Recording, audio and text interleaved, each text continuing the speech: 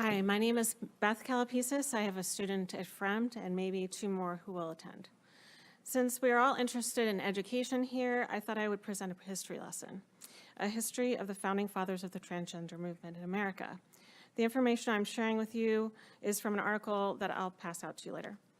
Please read it for more detail. The transgender movement was started by 3 men who were all pedophilia activists. The first one was Dr. Fred Kinsey, a biologist and sexologist who believed that all sex acts were legitimate. I've written down the things that he advocated for on this poster.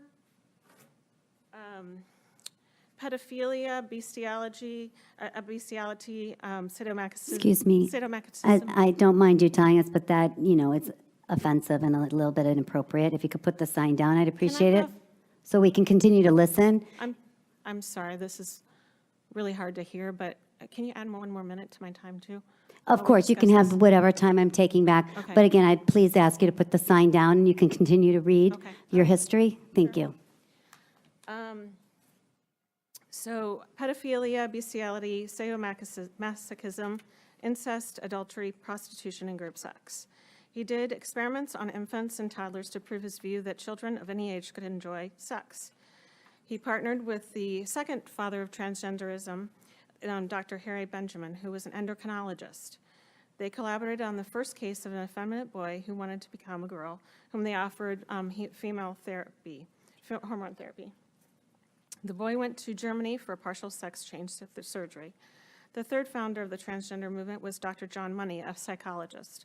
Money worked on the tragic Reimer twin case, where the parents asked Money in 1967 to repair a botched circumcision of one of their sons. Money recommended that he change the son's genitalia from male to female. The twins' story was a sad one, not only for the consequences of the twins having transgender surgery and keeping it from the boy, but also because Dr. Money sexually abused the twins in his office, taking nude pictures of them and forcing them to do incestuous acts together. Dr. Money became a co-founder of the first university-based gender clinics at Johns Hopkins University. After several years of the doctors performing gender reassignment surgery, Dr. Paul McHugh, the doctor of psychiatry and behavioral science, wanted to know if the patients were better off after surgery. McHugh asked Dr. John Meyer, chairman of the Hopkins Gender Clinic, to research 50 patients who had had gender reassignment surgery and those who had not. His report showed no medical necessity for surgery, and he said in 1979, "My personal feeling is that surgery is not the proper treatment for a psychiatric disorder, and it's clear to me that these patients have severe psychological problems that don't go away following surgery." At about that time, Dr. Harry Benjamin's partner, Charles Islandfield, an endocrinologist, began to have doubts about gender reassignment surgery. Islandfield worked for 6 years administering sex hormones to 500 transsexuals.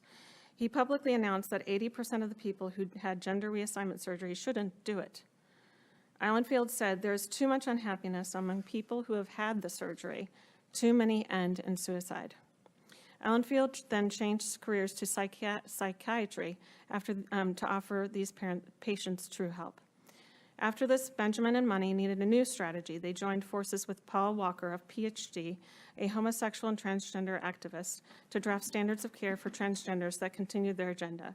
The committee included a psychologist, a pedophilia activist, 2 plastic surgeons, and a urologist, all of which benefited financially from offering reassignment surgery to those who wanted it. After being a FREMD mom for just about 5 months, and talking with other parents prior, I understand that incest, prostitution, masturbation, rape, bestiality, and pornography are topics covered in the reading assignments in the English honors classes. With the OCR agreement signed, you will now endorse and promote transgender ideology in the school. My question is, what of the rest are you going to teach and promote? It's great to be up with the times, but how radical are you willing to go? With the suicide that happened and threats of shooting at FREMD, wouldn't you want to teach your students something that would help these problems? Lastly, I want to leave you with a verse from Philippians chapter 4, verse 8 in the Bible to ponder. Finally, brothers and sisters, whatever is true, whatever is noble,